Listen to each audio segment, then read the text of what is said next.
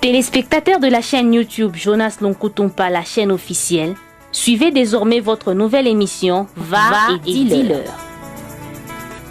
Va et dis-leur, c'est l'histoire d'une vie transformée par Jésus-Christ après avoir servi le diable pendant 25 ans. Va et dis-leur, c'est l'histoire du pasteur Jonas Lonkutumpa la Yedidia, aujourd'hui serviteur de Dieu, jadis sataniste. Hormis le témoignage du pasteur Jonas, plusieurs thématiques seront abordées dans différents numéros de cette émission. Pour ne rien rater, abonnez-vous sur votre chaîne Jonas Lonkutumpa, la chaîne officielle. Que la paix et la joie de l'Éternel soient votre apanage, aimables internautes, aimables téléspectateurs, de partout où vous nous suivez. Vous nous suivez partout au monde. Nous vous disons que nous vous aimons de l'amour du Christ et nous disons que la joie du Seigneur soit votre partage. Ça a toujours été pour nous un réel plaisir de vous savoir nombreux. Vous qui aimez suivre l'émission Va et dis-leur. Va et dis-leur, c'est cette belle émission. C'est cette belle émission qui vous propose plein de bonnes choses, qui est axée sur un témoignage de l'homme de Dieu, le pasteur Jonas Lonkutumpa la Yedidia, qui, après avoir servi le diable pendant 25 ans, il est aujourd'hui serviteur de Dieu. Il est en train de dévoiler, il est en train de ressasser le passé pour nous dire des choses horribles qu'il a vécues. Et aussi, aimable téléspectateur, il est en train également de nous parler de la part du Seigneur. Et ces témoignages, son témoignage a pour but, a pour mission de gagner les âmes à Christ. Et pourquoi pas édifier les chrétiens, apporter un plus dans l'église, corps du Christ.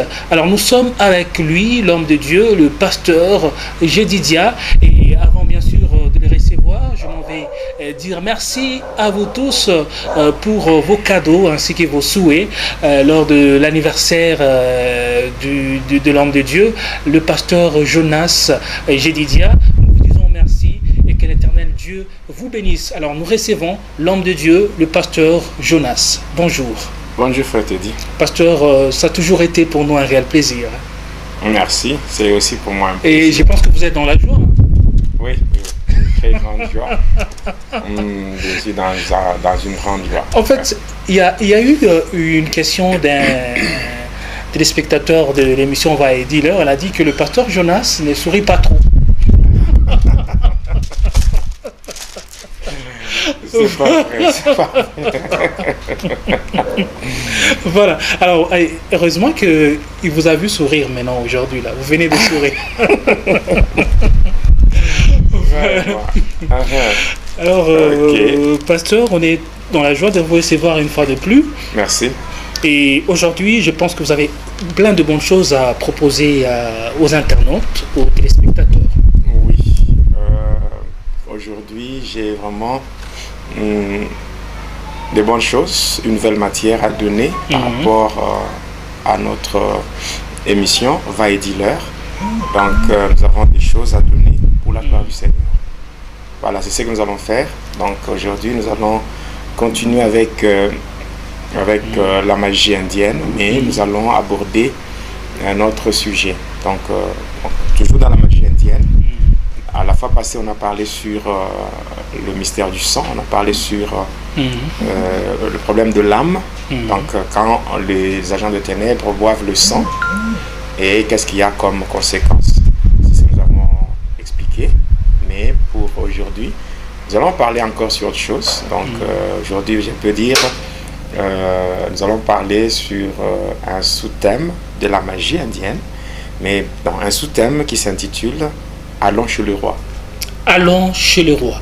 C'est le sous-thème que vous avez tiré du grand thème qui est la magie indienne. Oui, donc, parce que depuis un certain temps, on parle sur la magie indienne. Mais par rapport au témoignage, si nous prenons le témoignage à la lumière de la parole de Dieu, la fois passée, nous avons parlé sur le problème de l'âme. Donc, passant par le sang qui est bu dans le monde de ténèbres, et quelles sont les conséquences. Maintenant, aujourd'hui, nous n'allons pas parler sur l'âme, nous allons parler sur un sujet qui s'intitule allons chez le roi. Là, c'est prendre le témoignage à la lumière de la parole de Dieu.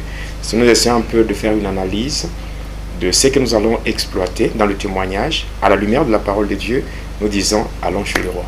Voilà.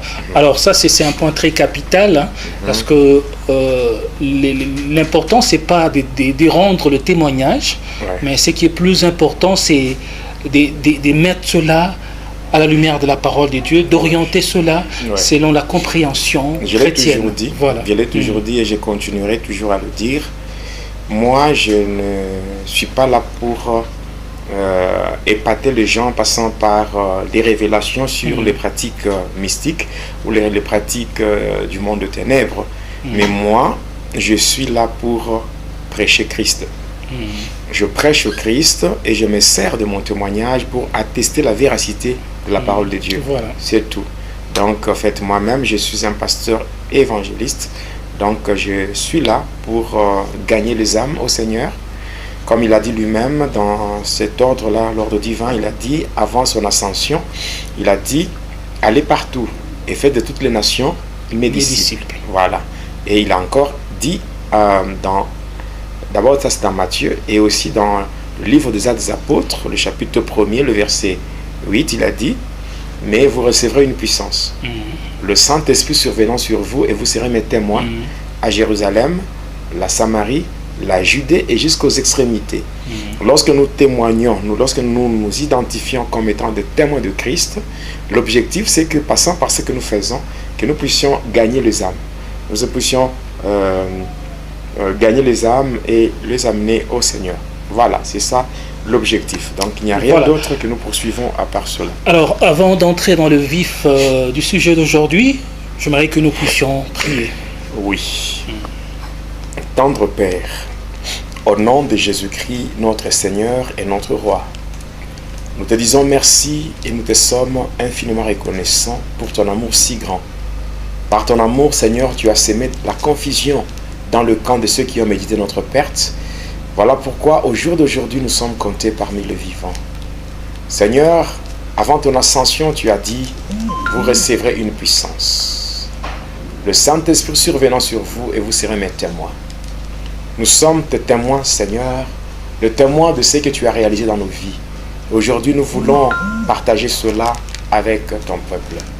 Voilà pourquoi nous nous recommandons sous ta grâce. Que ton sang précieux qui a coulé à la croix de Golgotha nous couvre, nous rende invisibles et inébranlables, et que le trait enflammé de l'ennemi contre nos vies soit sans effet au nom de Jésus. Seigneur, nous sommes là pour parler, mais nous avons besoin encore de ton assistance par le Saint-Esprit, afin que ce témoignage soit donné sous la mouvance de ton esprit pour toucher, pour convaincre et ramener sur le droit chemin ceux qui se sont égarés, et aussi apporter une lumière à ceux qui sont dans le ténèbres. Que la gloire te revienne en toutes choses, car tu es Dieu. Au nom de Jésus-Christ, notre Seigneur et notre Roi, disons Amen. Amen. Voilà, aimables téléspectateurs, vous êtes là, soyez vraiment, prenez une très bonne position parce que nous voulons commencer la partie d'aujourd'hui, le numéro d'aujourd'hui avec le pasteur Jonas. Merci, merci beaucoup frère Teddy. Aujourd'hui, je préfère commencer par marquer ma gratitude devant les internautes, devant tous les téléspectateurs, par rapport à tout ce qu'ils font pour que cette œuvre puisse aller de l'avant. Comme je l'avais dit dans une des émissions précédentes, j'avais dit que la chaîne YouTube, Jonas Lunkutumpa, la chaîne officielle, n'est pas ma chaîne.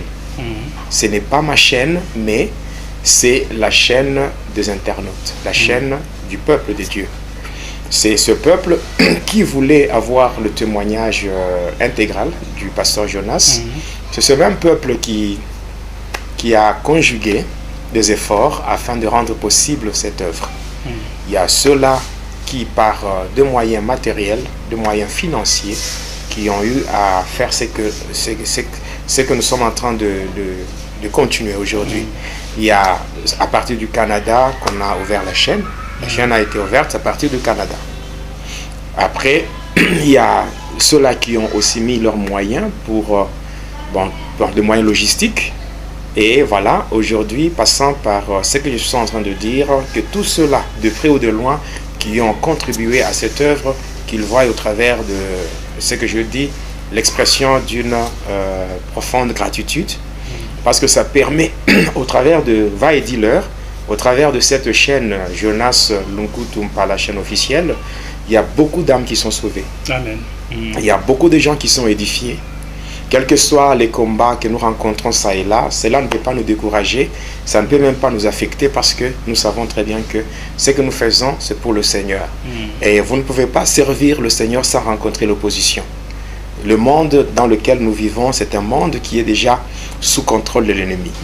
Alors l'ennemi qui a voulu que le monde soit sous son envoûtement, alors ne peut pas tolérer à ce que quelqu'un se lève pour dire des choses qui brisent le chêne, qui coupent le lien, parce qu'il y a des gens qui sont délivrés. Il y a beaucoup de témoignages que nous recevons chaque jour par rapport à ce que le Seigneur est en train de réaliser dans les vies de gens, passant par ce travail. Alors aujourd'hui, je dis vraiment merci. Merci à tous ceux-là qui nous soutiennent. Ceux-là qui nous soutiennent moralement, matériellement, financièrement, même spirituellement. Il y a même dans le monde, il y a même une équipe d'intercession pour ça. Wow. Il y a une équipe, oui, l'intercession du pasteur Jonas. Ouais. Donc il y a deux gens qui ont fait une chaîne de prière et qui ont des heures précises. Donc il y a toute une chaîne. Et les gens qui prient 24 heures sur 24 afin... Pour soutenir cette œuvre. Voilà. 24 heures sur 24, il y a vraiment beaucoup de gens de bonne foi qui font des choses merveilleuses et nous ne pouvons pas garder silence par rapport à ça et nous leur disons merci. Alors je profite de l'occasion pour saluer tous mes bien-aimés, donc ceux-là qui me connaissent, donc tous les membres de l'église évangélique Christ notre salut et Christ, et tous les membres du ministère international Prions pour le monde, tous ceux-là qui sont avec moi dans la puissance de la prière sur Skype, unis pour bâtir dans vraiment beaucoup de départements. Oui. Là, je salue ma secrétaire qui est à Paris, maman Daniel. Et nous la saluons. Ok, maman Daniel. Oui. Je salue maman Georgette qui est en Belgique. Oui. Je salue ma mère, maman Marie qui est au Texas. Je salue ma fille Maria Paulina en Irlande. Je salue le pasteur Valérie. Je salue l'évangéliste Éloge. Je salue maman Jocelyne aux États-Unis. Vraiment, je salue la sœur Lydie Solta. Je salue mon fils, le pasteur Isaac Inoussa au Niger. Je salue le pasteur Amo. Je salue le pasteur Kalou. Je salue le pasteur d'Apple aux États-Unis. Je salue tous ceux-là qui me connaissent du côté de la Martinique, du côté de l'île Maurice, du côté de... Tellement je ne saurais pas tout dire, je ne saurais pas citer, peut-être au fur et à mesure que nous avançons avec le témoignage, j'aurai toujours à me rappeler de certains noms et j'aurai toujours à leur dire bonjour, les saluer, leur dire merci par rapport à tout. Alors, je signale aussi en passant que le Seigneur m'a déjà montré, m'a montré un grand combat qui est devant moi. Un combat très très sérieux, très grand. Cette fois-là, ce sont les hommes de Dieu qui vont me faire la guerre. Et là, le Seigneur m'a déjà préparé, pour affronter cette situation-là. Quand ça va arriver, bon, je serai prêt pour affronter. C'est dû à quoi? C'est lorsque nous allons aborder une partie du témoignage qui parle sur l'occultisme dans l'Église. Là, ça sera compliqué parce que nous allons vraiment démontrer noir sur blanc la sorcellerie religieuse. Donc la sorcellerie religieuse, c'est-à-dire la sorcellerie dans l'Église, l'occultisme dans l'Église au travers de plusieurs pratiques ainsi que certains rituels. Nous allons expliquer comment le diable passe par ces choses, comment le diable se cache au travers de beaucoup de choses, telles que le principe du Seigneur Maitréya, qu'on appelle le Métatron, ou avec qui certains hommes de Dieu, entre guillemets, ont déjà fait des alliances et qui exigent à leurs fidèles de prier au nom du Dieu de leur pasteur. Vous voyez, quand nous allons expliquer, par exemple, le pasteur dit le Dieu de, vous voyez, Vous êtes dans l'église, hein, au lieu de prier au nom de Jésus, mais on va vous demander de prier au nom du Dieu de votre pasteur. Le Dieu de papa, le voilà, Dieu de... les dieux de. Le Dieu de... Alors, nous allons expliquer qu'est-ce que ça s'est fait, comment ça s'est fait. Hein, tout simplement avec ce qu'on appelle la Kabbale juive. Je vais expliquer, je vais parler avec tout le détail. Donc là, s'il faut même prendre même 10 numéros ou bien 20 numéros de va et dis-leur, et là, je prendrai tout mon temps. Alors, je le dis vrai, je dis bien, je prendrai tout mon temps afin de parler clairement, de dévoiler. Parce que les enfants de Dieu, dans les églises, ne sont pas des articles d'une boutique. Parce que nombreux sont ceux-là qui entrent dans des églises dans le but de chercher Dieu simplement, mais au contraire, ils sont roulés par des soi-disant hommes de Dieu. Moi, je ne m'attaquerai jamais à une personne en citant son nom, que voilà, tel pasteur, c'est un fou. Et c'est. Non, le Seigneur, donc, il est dit, vous le reconnaîtrez par le fruit. Par leurs fruits. Parce qu'on reconnaît un arbre par ses fruits. Il y a certaines pratiques que nous aurons à dévoiler. Des rituels, des pratiques. Hein? Il y a beaucoup de choses. Vous voyez, il y a des gens aujourd'hui qui utilisent certaines bagues, qui utilisent certaines bibles magnétisées. Oui, des bibles magnétisées, qui utilisent certaines pratiques, certains rituels. Il y a la magie sainte. Il y a la Kabbale, il y a l'ordre de la lumière dorée de Melchisedec, il y a le vaudou, il y a la magie noire, il y a toutes ces choses-là doivent être dévoilées. Je ne suis pas étonné aujourd'hui si je vois le combat que le diable a commencé contre moi. Ça ne m'étonne pas. Ça ne m'étonne pas. Le diable n'aime pas que les gens découvrent la vérité. Or, cependant, le Seigneur a dit dans Jean 8, 32, vous connaîtrez la vérité. Hein, et la vérité vous affranchira. Donc quand nous parlons de la vérité, l'objectif ce n'est pas de faire la guerre à qui que ce soit. L'objectif c'est de dévoiler les œuvres de ténèbres. Il est dit dans Éphésiens 5, le verset 8 et le verset 11. Il est dit quoi? Vous, autrefois, vous étiez ténèbres. Maintenant, vous êtes lumière dans le Seigneur. Marchez comme les enfants de lumière. Le verset 11, il est dit, ne prenez plus part aux œuvres infructueuses de ténèbres, mais plutôt condamnez-les. Donc nous condamnons les œuvres de ténèbres. Ce sont ces œuvres-là qui font que les enfants de Dieu soient gardés comme esclaves. Hein? Or, le Seigneur Jésus, il est venu pour faire quoi? Il est venu pour libérer les captifs. Alors, bon, si moi-même j'étais un captif, il m'a libéré. Je peux dire qu'un rescapé de l'enfer, mais par la grâce de Dieu, le Seigneur m'a libéré. Nous sommes sauvés pour sauver. Voilà pourquoi je ne pourrai jamais me taire, quel que soit de pierre qu'on me lance ça et là. Ça ne me fait rien. Ça ne me fait rien parce que moi-même, j'étais aussi un champion dans ce domaine-là.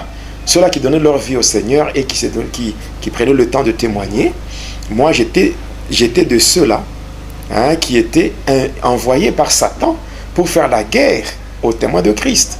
Alors, moi je pense que maintenant, comme le Seigneur m'a déjà prévenu par rapport à ce grand combat qui m'attend, je pense que je suis bien préparé.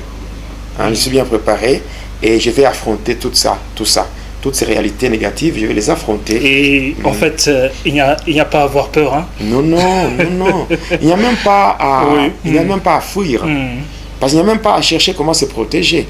Il est dit, celui qui cherchera à protéger sa vie, la perdra. Mais celui qui perdra sa vie pour la cause du Seigneur, la retrouvera. Donc, moi, je suis content de souffrir pour le Seigneur.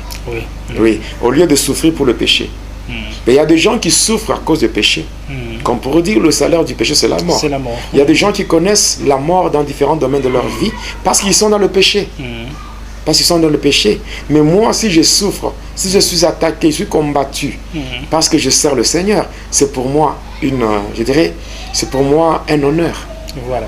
Alors ici, nous signalons qu'on va arriver à cette partie-là sur l'occultisme dans l'Église. Oui. Ça va venir et j'aimerais dire à tous les internautes, en tout cas pour ne rien rater, abonnez-vous sur la chaîne YouTube Jonas Lunkutumpala, chaîne officielle. Jonas Lunkutumpala, chaîne officielle. En tout cas, ça va venir. On est là. On est tellement à l'aise. On est en train d'aller mollo, petit à petit, et tout sera dévoilé. Oui. Alors, pasteur, on peut aborder maintenant les sous-thèmes du jour. Donc, allons chez le roi. Allons chez le roi. Nous lisons la parole de Dieu. Oui. Nous sommes dans 1 Roi, le chapitre 3. Le chapitre 3, le verset 18 jusqu'au verset 21.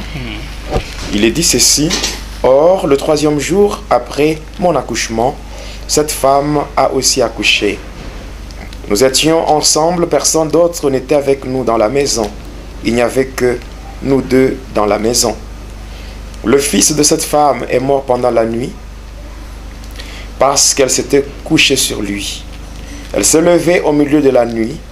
Elle a pris mon fils à mes côtés tandis que ta servante dormait. Elle l'a couché dans son sein. Et son fils qui était mort, elle l'a couché dans mon sein. Le matin, je me suis levé pour allaiter mon fils et voici, il était mort. Voici qu'il était mort. Et je l'ai regardé attentivement le matin et voici que ce n'était pas mon fils que j'avais enfanté. Amen. Amen. Oui, quand je dis allons chez le roi, par rapport à la partie du témoignage d'aujourd'hui sur la magie indienne, c'est tout seulement, j'aimerais attirer l'attention des enfants de Dieu pour leur dire que dans la vie, il faut, avant de prendre position ou de faire quoi que ce soit, il faut faire un constat. Un constat. Le constat est lié à quoi? Le constat est lié à une observation. Quand vous faites une observation sur ce que vous vivez, vous faites une observation sur ce que vous vivez et ce que vous devez vivre. Il y a une différence entre ce que l'homme vit et ce que l'homme doit vivre. Alors, lorsque on fait une observation, on finit toujours par un constat. C'est-à-dire quoi? Quand on fait une comparaison, je compare ce que je vis et ce que je suis censé vivre. Je dois finir par trouver un constat. C'est quoi? Il y a des gens qui pleurent, qui se lamentent parce qu'ils n'ont pas encore fait de constat dans leur vie. Un enfant de Dieu doit connaître ses droits, doit connaître ses promesses. Oui, doit connaître ses droits et ses promesses. Et comparer ce qu'il vit et ce qu'il doit vivre selon le plan de Dieu. Quand on fait un constat, quand on fait une comparaison, on finira par comprendre que très souvent, ce que l'homme vit n'est pas ce que Dieu a dit de lui. Il y a certaines choses que le diable impose aux enfants de Dieu, tout simplement parce qu'ils ne connaissent pas leurs droits. Alors si je dis aujourd'hui, allons chez le roi, c'est que le roi connaît très bien ce que nous sommes censés vivre selon son plan. Voilà. Alors, avant d'arriver à cela, j'aimerais parler d'abord sur cette partie du témoignage. Il est vrai, la dernière fois, j'ai parlé sur les conséquences liées à ce qui s'est fait dans le temple satanique lorsque le sang d'une personne est bu. Quand le sang, on l'a déjà bu, qu'est-ce qui va se passer par la suite? Après avoir bu le sang, la personne elle-même reste en vie.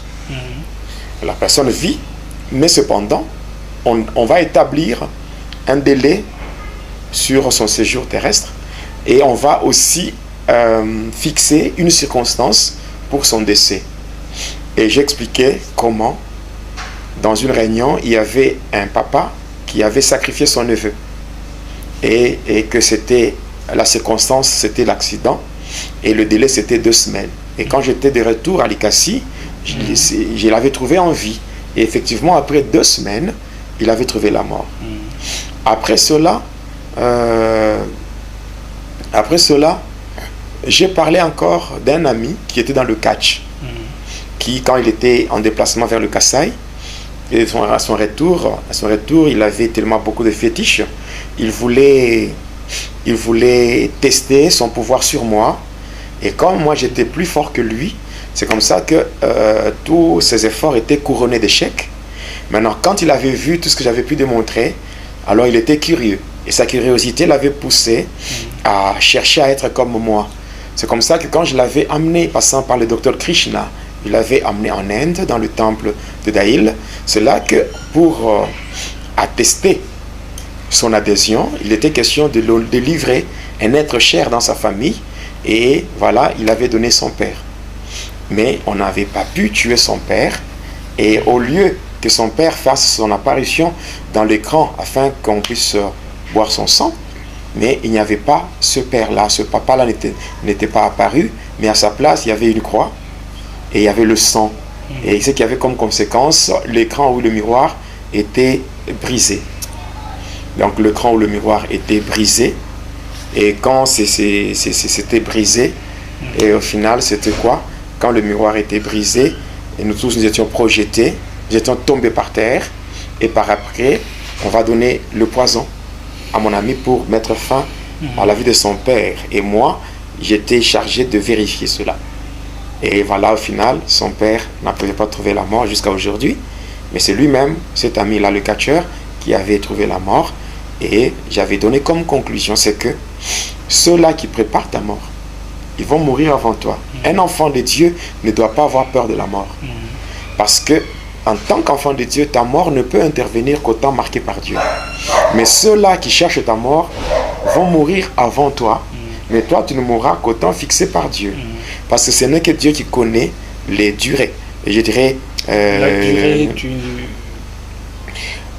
les durées de vie de toutes les personnes. Parce que quand je parle de ceux qui se préparent dans le monde de ténèbres, il y a quoi? Dans un temple satanique, j'avais dit que on ne tue pas une seule personne. Donc pour une seule réunion, il faut la mort ou bien le sang de 500 personnes. Or que toutes ces personnes qu'on doit tuer, il n'y a que Dieu qui connaît les durées de vie. Parce que si il y a par exemple 500 personnes qui doivent mourir, qu'on doit sacrifier, parce que quand on est dans le temple, en un seul jour, il y a plusieurs satanistes qui sont désignés pour livrer les membres de leur famille. Alors si on doit livrer 500 personnes, donc il n'y a que Dieu seul qui connaît les durées de vie. Alors, maintenant, comme c'est Dieu qui connaît, quel que soit ce qu'on peut préparer, tout ce que soit on peut planifier, il n'y a personne qui peut détruire le plan de Dieu. Si Dieu a prévu que telle personne vivra pendant autant d'années.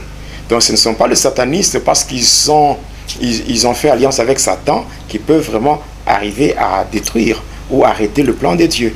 Donc, bref, quand le sang est bu, dans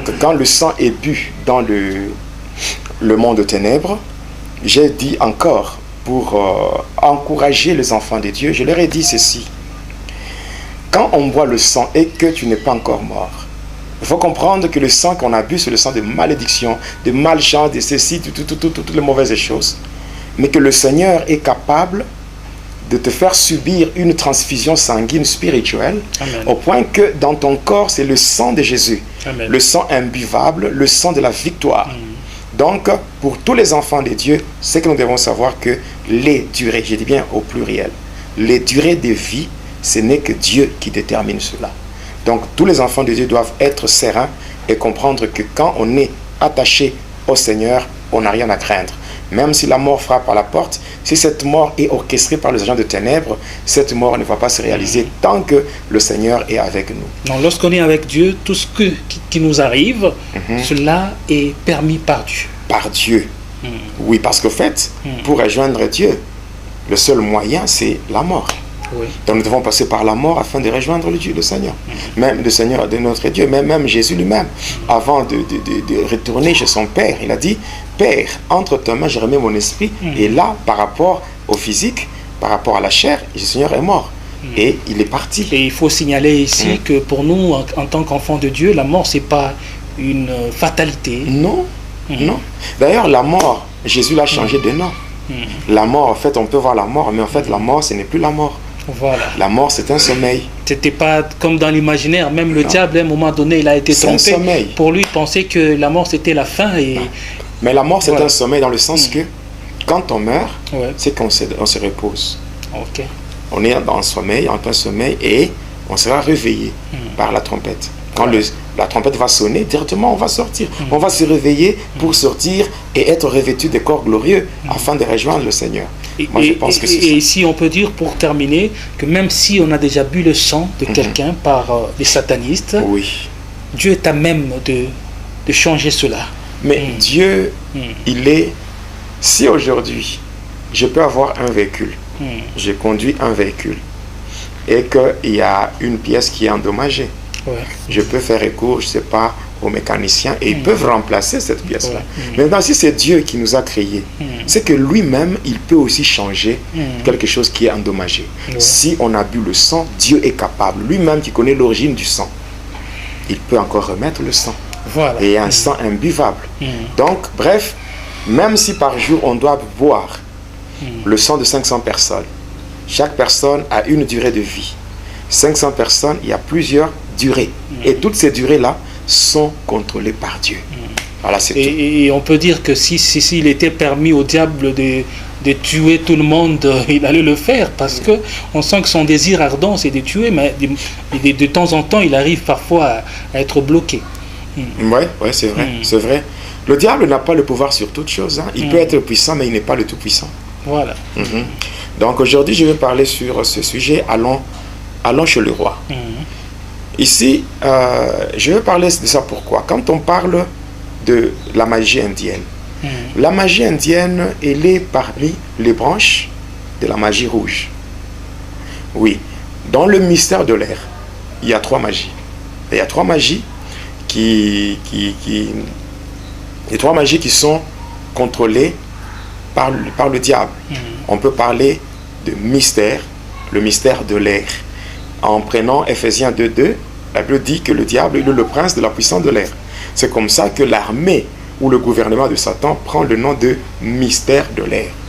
Et moi, j'étais le représentant du 3e degré dans le mystère de l'air. Et c'est vrai, beaucoup de gens se sont toujours posé des questions. Quand le pasteur Jonas parle toujours de mystère de l'air, qu'est-ce qu'il veut dire au travers de cela? Moi, je pense que, pour être précis, l'armée de Satan porte le nom de mystère de l'air. Ephésiens 2:2, le diable, il est appelé le prince de la puissance de l'air. Voilà. Alors, moi, quand je parle de mystère de l'air, c'est que c'est ça même le nom du gouvernement de Satan. Alors, moi, j'étais le représentant du 3e degré dans le mystère de l'air, mais cependant, le mystère de l'air en soi, dans le mystère de l'air, il y a 3 magies. Il y a la magie noire, il y a la magie blanche et la magie rouge. Voilà. Ces 3 magies sont reliées entre elles par le code de mystère de l'air qu'on appelle dans le monde mystique, on appelle ça Isbrahmanshari Habrahmanshari. Alors c'est ce code-là qui relie les 3 magies qui sont dans le mystère de l'air.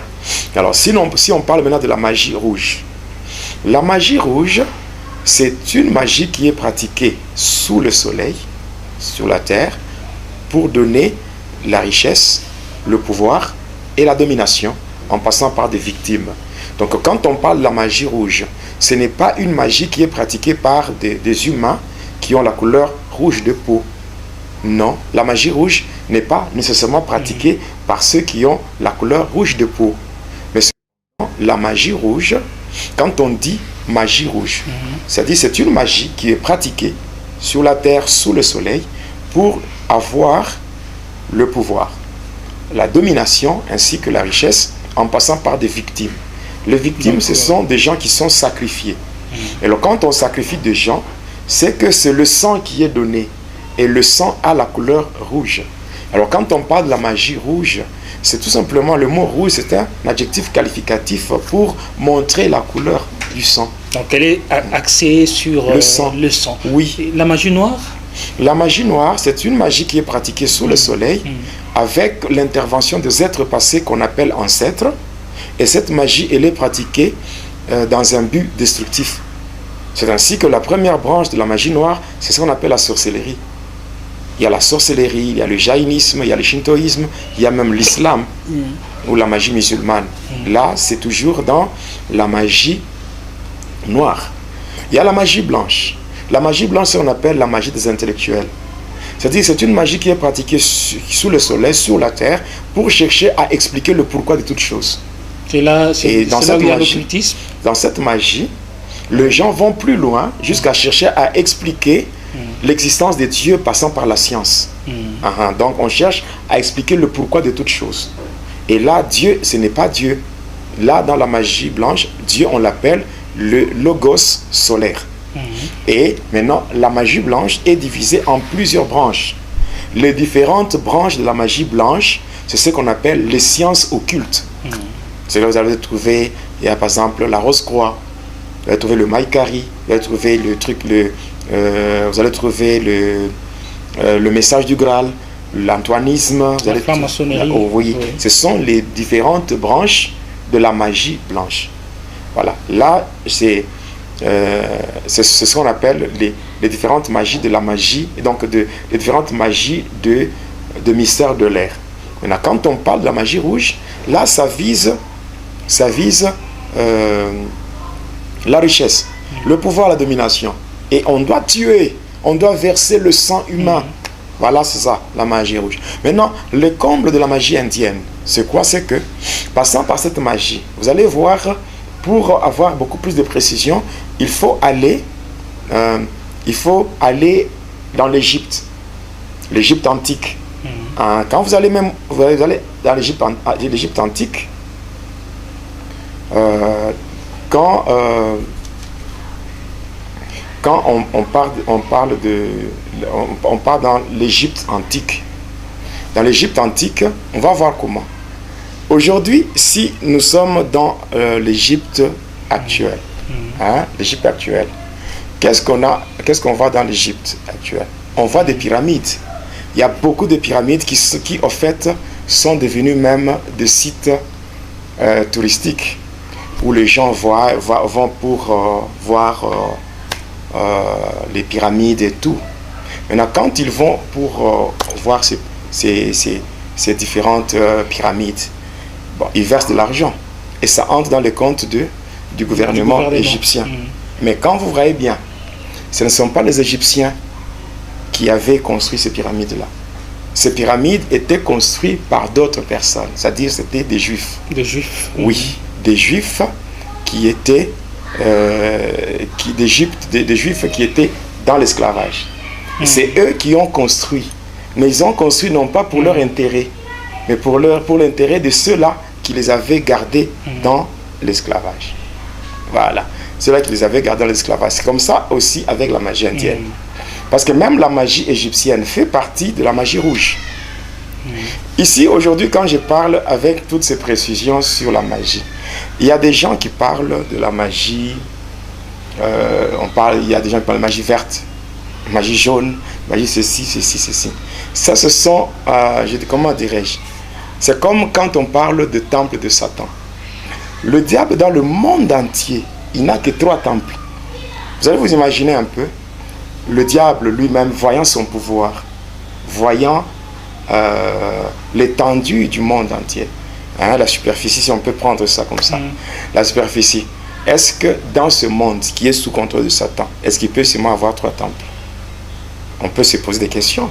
Le monde est tellement vaste, maintenant pourquoi il n'y a que 3 temples? Effectivement, le diable n'a que 3 temples. Il y a le temple de Daïl qui est en Inde, il y a le deuxième temple qui est au niveau de la Grande-Bretagne, le temple où il y a le gouverneur de Satan pour le contrôle de toutes les églises sataniques ainsi que les sectes pernicieuses.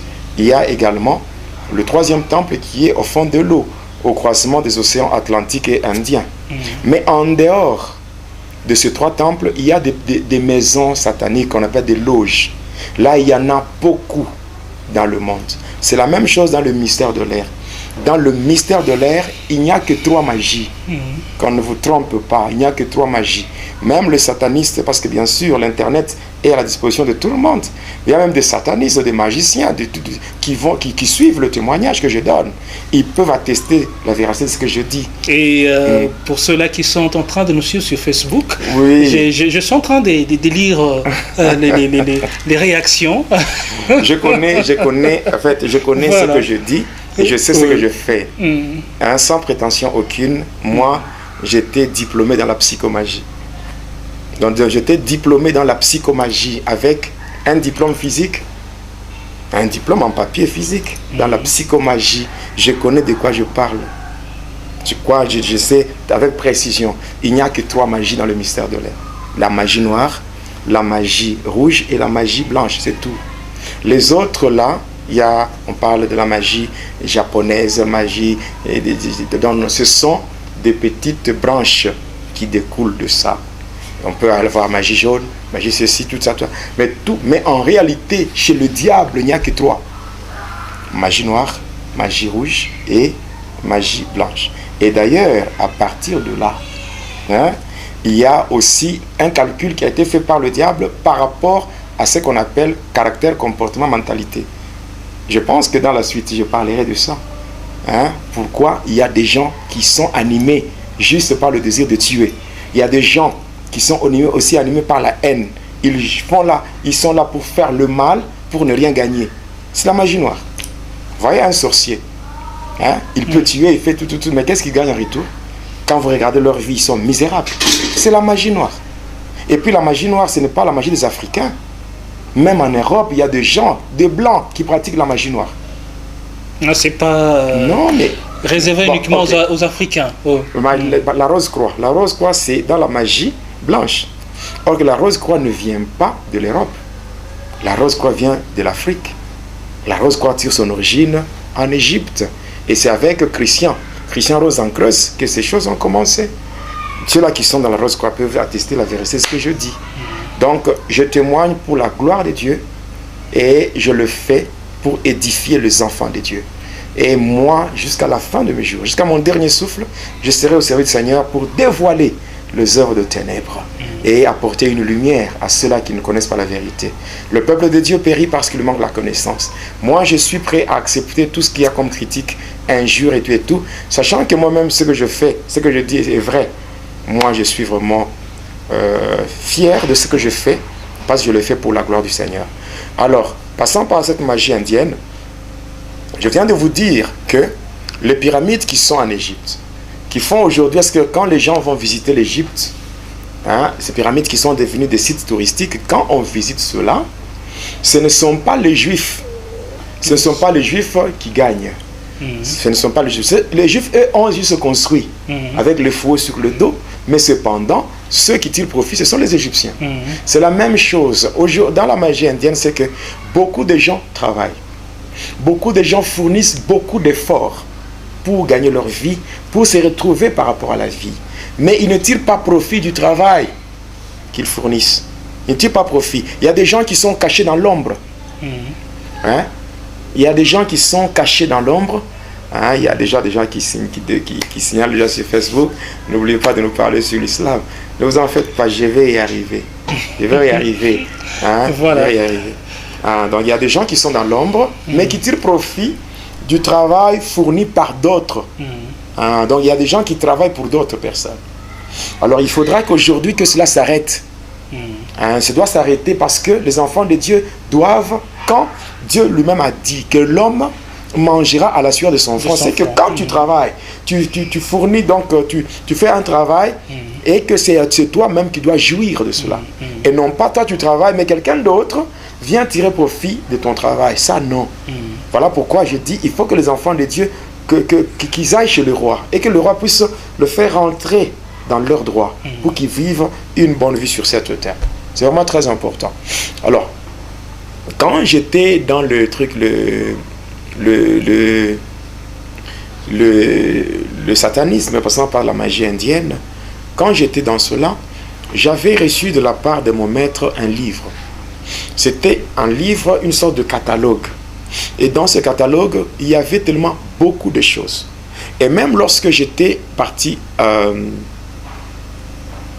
quand j'étais parti en Inde, lors de la punition, hein, j'avais été puni parce que j'étais infidèle à Hélène par rapport à ce mariage que j'avais fait dans le monde de ténèbres.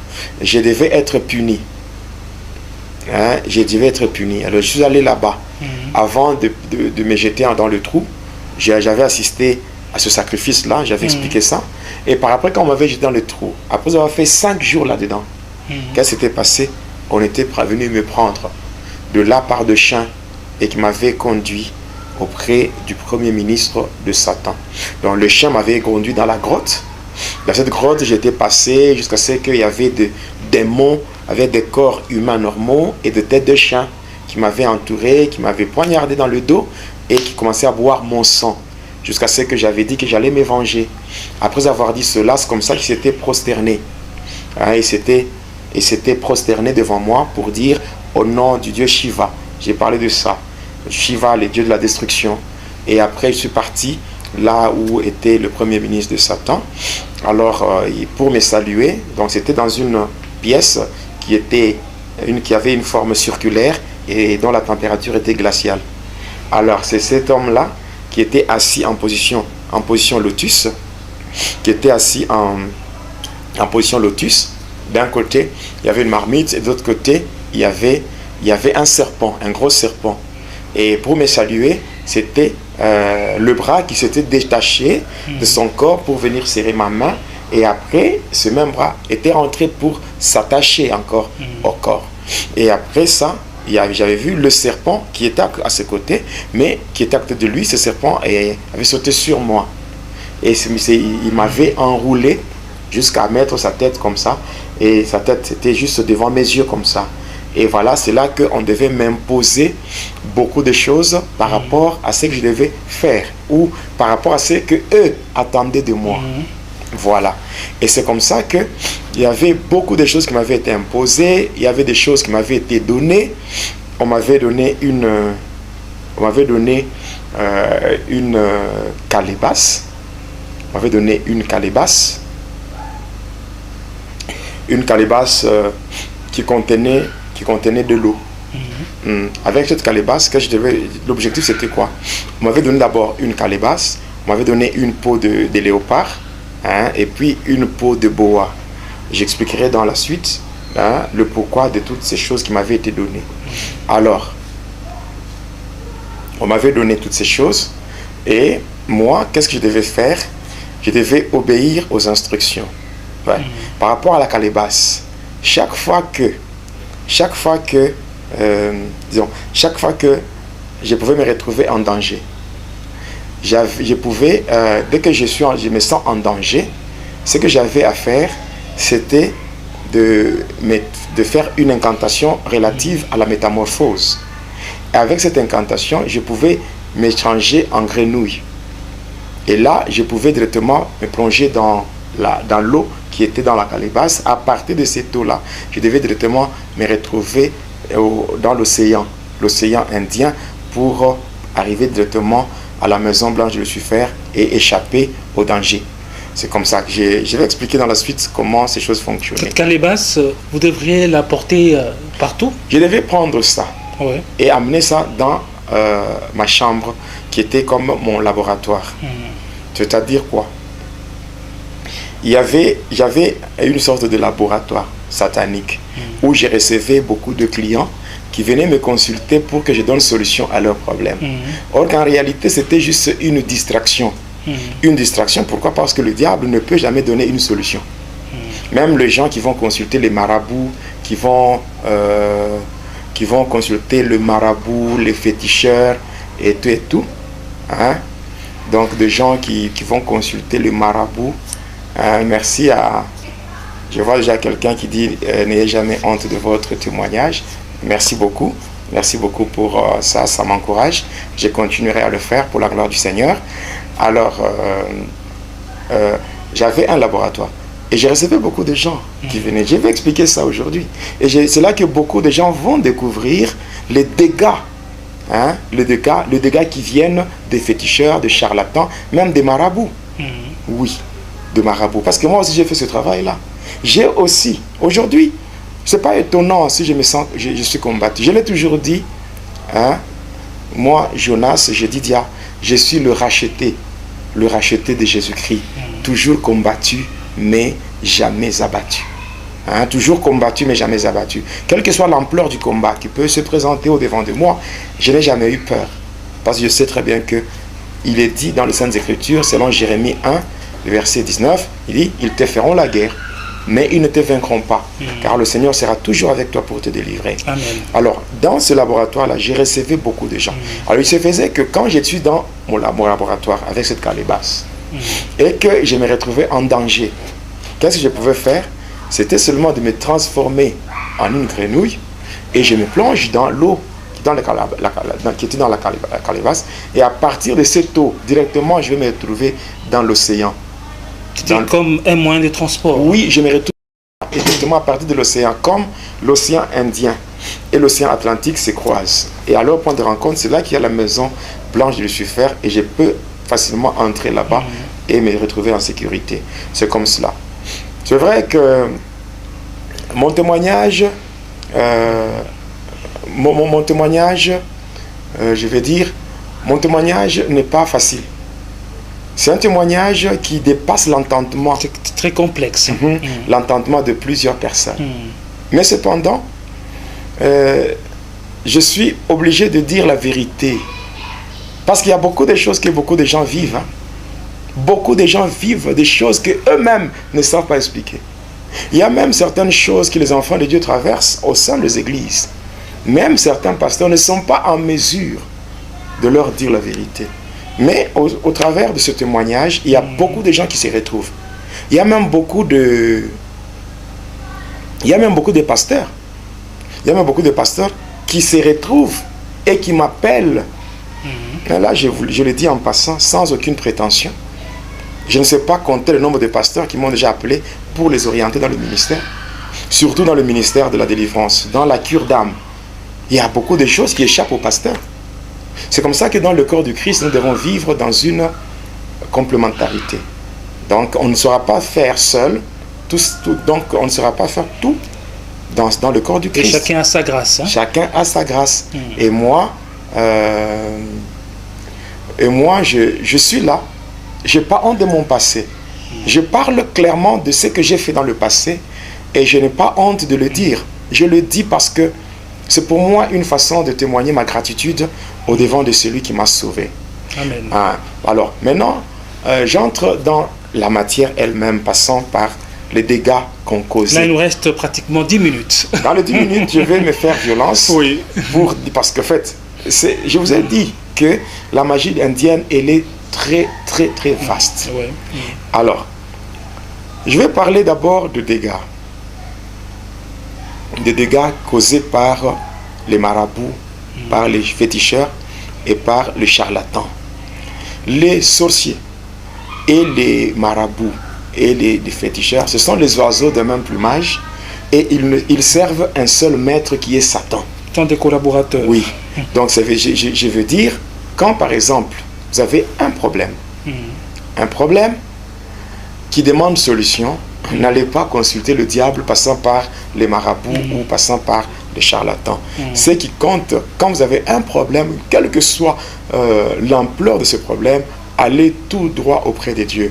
Car auprès de Dieu, il n'y a jamais eu de problème sans solution. Voilà pourquoi, par rapport à une première chose, ce que je vais expliquer aujourd'hui, c'est la relation qui existe entre ces agents de Satan. Je me rappelle quand j'étais toujours là-bas avec mon laboratoire satanique, quand j'ai recevé les gens, je me rappelle une fois, il y avait une maman, qui vivait avec sa jeune sœur. Alors, la jeune sœur là était dans la sorcellerie. Alors, la maman était venue me voir parce que et elle avait besoin de la délivrance de sa jeune sœur. Quand elle était venue me voir, j'avais demandé à ce qu'on fasse venir cette jeune sœur-là. Et lorsque on l'avait fait venir, qu'est-ce qui s'était passé? Lorsque la jeune sœur était venue, je l'avais reçue chez moi et j'avais parlé avec elle. J'avais juste demandé à sa sœur, qui était sa grande sœur, de la laisser chez moi. C'est ce que j'avais fait. Et j'avais demandé à ce que cette fille-là reste chez moi.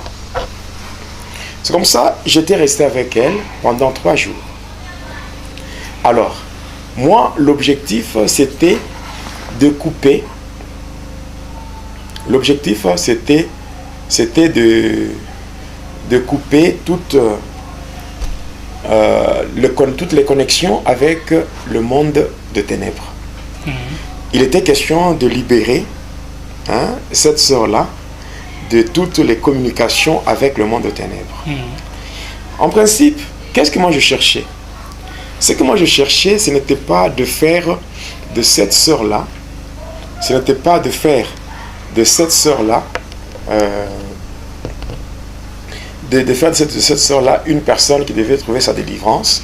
Mais l'objectif, c'était quoi? Je voulais faire d'elle une princesse dans le monde de ténèbres. C'est-à-dire, elle qui était dans la sorcellerie, on l'amène chez moi pour qu'elle soit délivrée. Mais moi, mon intention n'était pas de faire sa délivrance. Un prisonnier ne peut pas libérer un autre prisonnier. Pour qu'un prisonnier libère un prisonnier, il faut que lui-même soit d'abord libéré. Moi-même, qui j'étais un prisonnier, un esclave de Satan, comment est-ce que je pouvais libérer les gens? C'est comme ça qu'aujourd'hui, vous prenez votre fille, ou je ne sais pas, votre frère, un membre de famille qui est prisonnier de Satan, vous l'amenez auprès d'un autre prisonnier pour opérer la délivrance. C'est impossible. Voilà pourquoi on peut vous flatter. On peut vous flatter, vous calmer, mais après un temps, ce problème-là va encore surgir.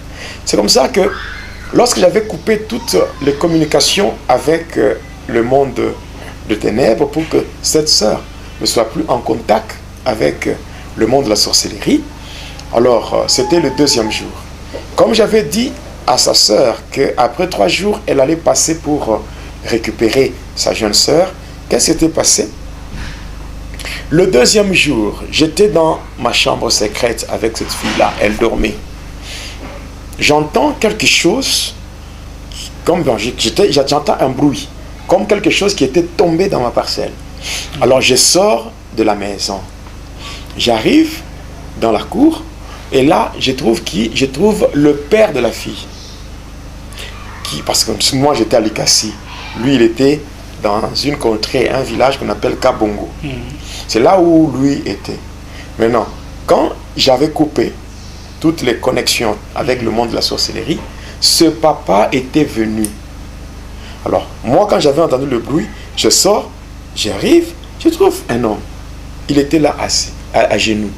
Et quand je m'approche au-devant de lui, il commence maintenant à me supplier. Il m'avait supplié, commençait à me supplier, disant que, en tout cas, à me supplier, non, ne me fais pas ça. Ne me fais pas ça. Ne me fais pas ça. Pourquoi tu veux me prendre? Tu veux me prendre ma femme. Tu veux prendre ma femme. J'étais un peu étonné. En réalité, cette sœur-là qui était dans ma maison, elle était dans la sorcellerie. C'est son père qui l'avait initiée à la sorcellerie. Et c'est ce même père qui avait fait de cette fille sa femme. Donc dans le monde physique, c'était sa fille. Mais dans le monde de la sorcellerie, c'était sa femme. Et dans ce monde-là, ils avaient ensemble 5 enfants. Alors quand j'avais coupé toutes ces connexions-là, c'était pour la prendre, la faire quitter de ce niveau de sorcellerie pour la faire entrer dans le monde de pandémonium. Cette fois-là, qu'elle soit une princesse de Satan. C'était tout ce que je voulais faire. Et maintenant, il va commencer à me supplier. Non, ne fais pas ça. Si tu prenais ma femme, alors qui va garder les enfants. Et quand il me parlait comme ça, bon, il n'avait pas froid aux yeux. Parce que dans le monde de la sorcellerie, Tout ce qu'il y a comme sentiment humain et tout ça n'existe pas. Il n'y a que le mal.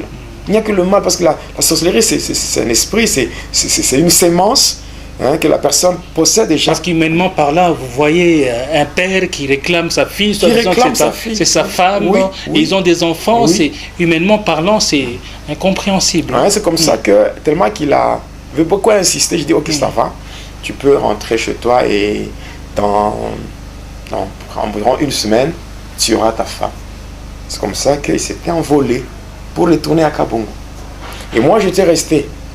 Et après, le jour suivant, j'ai pris la fille. Je suis allé avec elle chez sa soeur, sa grande soeur. J'arrive là-bas, je demande même l'argent. L'argent qu'on devait me payer par rapport au travail que j'avais fait. Donc, être dans ce monde-là, c'est être charlatan, défunt, féticheur et tout marabout, c'est être escroc, un escroc. Oui, je le dis tout. C'est une escroquerie. Oui, une escroquerie, oui. Parce que nous étions des escrocs.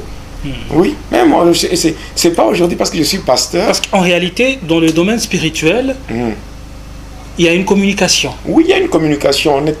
On communique. Donc là, on avait bien fait. Donc un devin qui fait son travail. Oui. Il peut être contacté par les sorciers, oui, et vous essayez de négocier. De négocier pour trouver ce qui est avantageux à Satan. Parce qu'en fait, on sert à un même maître, qui est Satan. On ne peut pas quand même faire du bien à ceux-là qui ne sont pas de notre confrérie. Donc il fallait vraiment, en fait, dans cette fraternité satanique, c'est là qu'on devait faire des choses pour que nous soyons satisfaits et que le maître conservé soit satisfait. Et c'est comme ça que nous nous sommes retrouvés. Avec cette histoire-là, quand j'ai laissé la fille là-bas, j'avais réclamé mon argent. Et la sœur qui me dira, non, je ne vais pas payer tout de suite, mais il faut que j'aille d'abord dans notre église. Dans notre église, là, je vais présenter le problème aux serviteurs. Aux serviteurs, comme ça, lorsqu'ils feront le contrôle, s'ils confirment que la fille n'a rien, c'est comme ça que je viendrai payer. Elle devait me remettre une somme de $50, je me rappelle. Alors j'ai dit, ça va, il n'y a pas de problème. J'ai dit, bon, je pose juste la question de savoir comment, donc la dénomination de leur église. Elle m'avait dit que c'était l'église Bima. J'ai dit, ok, ça va. Moi, j'étais rentré chez moi. Le soir, cette maman elle-même, elle était venue chez moi. Cette fois-là, elle était venue pour me dire merci. Parce qu'elle était partie voir le prophète, le serviteur de leur église, et le serviteur avait fait le contrôle. Et ils avaient même posé la question à la maman, en tout cas, ta soeur ici n'a rien. Elle n'a rien, elle est totalement délivrée. Quel est ce serviteur qui a fait ce travail? Et elle a cité mon nom, qu'il y avait un jeune serviteur là, dans le quartier. À l'époque, là, je me rappelle, j'habitais dans la commune de Tchikoula, quand on descend avec l'avenue Kapenda. On descend avec l'avenue Kapenda, on descend avec l'avenue Mukumbi, à Likasi. On fonce tout droit, on dépasse l'avenue Kapenda, l'avenue Campolis, on évolue. Et après, on va traverser un petit pont. Juste là, c'est là où j'étais. Beaucoup de gens venaient me consulter là-bas. Alors, la maman était rentrée et il a dit en tout cas, vraiment, les serviteurs ont dit qu'en tout cas, la sœur, elle est totalement libérée, il n'y a plus rien. Et quand elle disait ça, moi je savais que ceux-là qu'elle appelait serviteurs n'étaient pas réellement des serviteurs de Dieu. Voilà. Et au lieu de me remettre $50, elle m'avait même remis 80. Elle m'avait même donné un bonus de $30. Et à partir d'elle, c'est elle aussi, cette maman, qui avait aussi fait ma publicité. Elle avait fait ma publicité au point que j'ai reçu beaucoup de gens qui venaient chez moi et ces gens-là se présentaient en nom de cette maman. Là, donc c'est comme ça. Alors. Et pourtant, en réalité, sa sœur était toujours sorcière. Sa sœur était sorcière. Lorsque moi j'étais allé la déposer, en la déposant là-bas, j'avais donné juste les interdits. Les interdits, voilà, il ne faut pas manger ça, il ne faut pas faire ça, il ne faut pas faire ça. Alors, moi j'étais resté chez moi, et la sœur évoluait bien. dans sa famille, on ne voyait rien de la sorcellerie. Rien. Mais comme j'avais fait une promesse à son père, qu'après quelques temps, il devait revoir sa femme. Alors maintenant, qu'est-ce que je devais faire? Moi-même, à partir de chez moi, j'avais invoqué des démons et je les avais envoyés vers la fille là, pour la pousser à faire le contraire, c'est-à-dire désobéir aux interdits que moi j'avais donnés. Et c'est comme ça que quand quand les esprits étaient partis, et la sœur avait fait le contraire, et après elle était encore tombée dans la sorcellerie. Et comme signe, c'est qu'avant même qu'on l'amène chez moi, elle était caractérisée par un fait, c'est qu'elle faisait pipi au lit. Or, c'est parmi les signes de la sorcellerie. Parce que l'on dit qu'une personne qui a déjà dépassé 18 ans, qui a déjà dépassé 18 ans, mais qui continue à faire pipi au lit, c'est un signe aussi de la sorcellerie. Oui. Alors, c'est comme ça que, déjà quand elle avait repris à faire pipi, tout ça, sa sœur était encore venue me voir pour se plaindre. Se plaindre en tout cas, bon voilà, elle a repris encore tout ceci. J'expliquais, bon, est-ce que quand j'étais venu la laisser chez vous, n'est-ce pas, j'avais donné des conditions, des interdits. Est-ce qu'elle a respecté ou bien elle a fait le contraire? Et heureusement, la sœur était aussi sincère. Elle dit oui, elle a fait juste le contraire de ce que tu as dit. Je dis, mais à ce niveau-là, où est ma faute? Est-ce que c'est moi qui suis fautif ou bien c'est elle-même? Oh non, c'est elle-même. Et tout. Je dis, bon, ça va, on verra après. Et c'est comme ça que la sœur a été récupérée par son propre père. Du fait que c'était juste un arrangement. C'était un arrangement entre moi et l'autre sorcier. Et c'est comme ça que la sœur est restée. Bon, je ne connais pas la suite. Et bon, Alikassi, bon, c'est la sœur là où j'étais à ce moment, elle était sur l'avenue Foyer Social, entre l'avenue Mukumbi et l'avenue Basanga, là au milieu. Voilà, c'est là où elle était. Donc c'est une maman qui vendait au marché. Voilà. Alors, aimable internaute, aimable téléspectateur, c'est vrai qu'il y a beaucoup de choses à dire concernant le sous-thème d'aujourd'hui, mais nous sommes contraints d'arrêter par ici. Alors, un mot pour terminer. Un mot pour terminer, c'est d'abord décourager. J'aimerais décourager tous ceux-là qui ont l'habitude de consulter les marabouts. Ceux-là qui ont l'habitude de consulter le charlatan, les devins. Donc, je vais dire qu'il ne faut pas le faire. Vous ne pouvez pas, vous qui êtes prisonnier de Satan, aussi faire un autre prisonnier pour chercher à être libéré. Non. Je pense qu'il n'y a que le Seigneur Jésus-Christ qui peut vous faire du bien en passant par de vrais serviteurs de Dieu. Les hommes de Dieu, quand on parle des faux, c'est que le vrai aussi existe. Alors ce qu'il y a, c'est prier Dieu, que le Seigneur vous oriente vers les hommes de Dieu sérieux et qui peuvent vous aider par rapport aux différents problèmes que vous rencontrez. Sachez que auprès de Jésus, il n'y a jamais eu de problème sans solution. Quel que soit le problème, Jésus-Christ est le maître de l'impossible.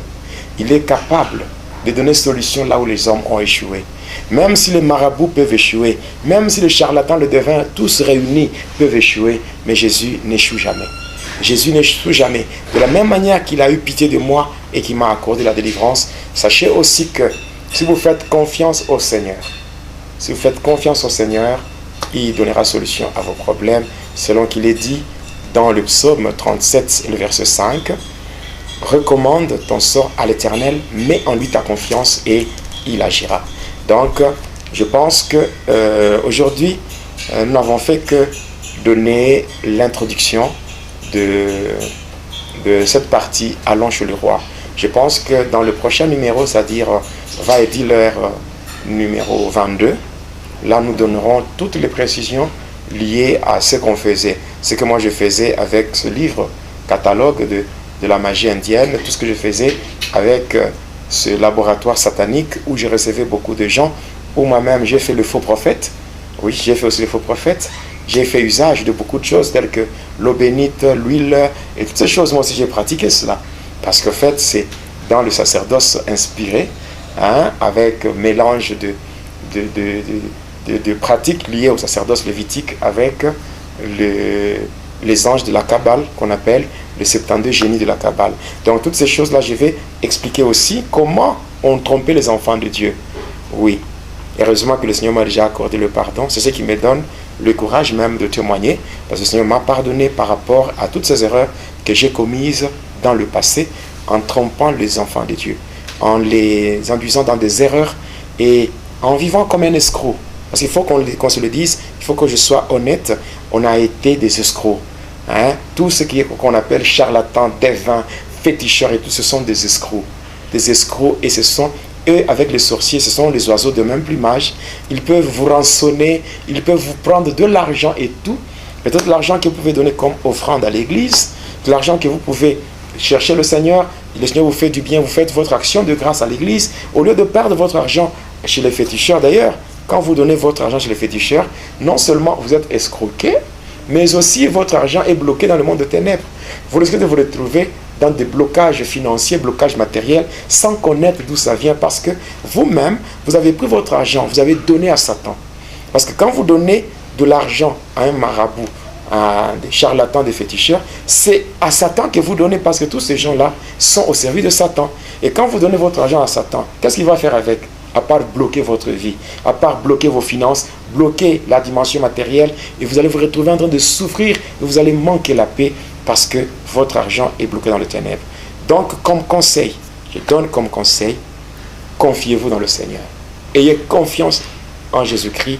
Vous avez des problèmes, allez à l'église, rencontrez les hommes de Dieu qui peuvent vous aider, passant par la puissance du Saint-Esprit, et les problèmes trouveront solution au nom de Jésus-Christ.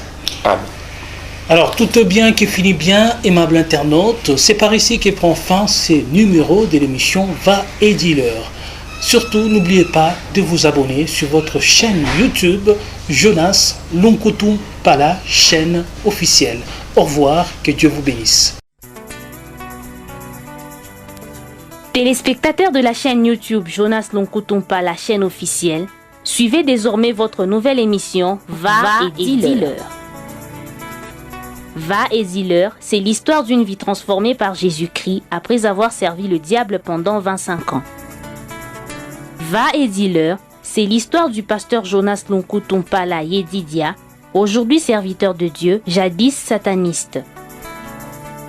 Hormis le témoignage du pasteur Jonas, plusieurs thématiques seront abordées dans différents numéros de cette émission. Pour ne rien rater, abonnez-vous sur votre chaîne Jonas Lonkotoum Pala, chaîne officielle.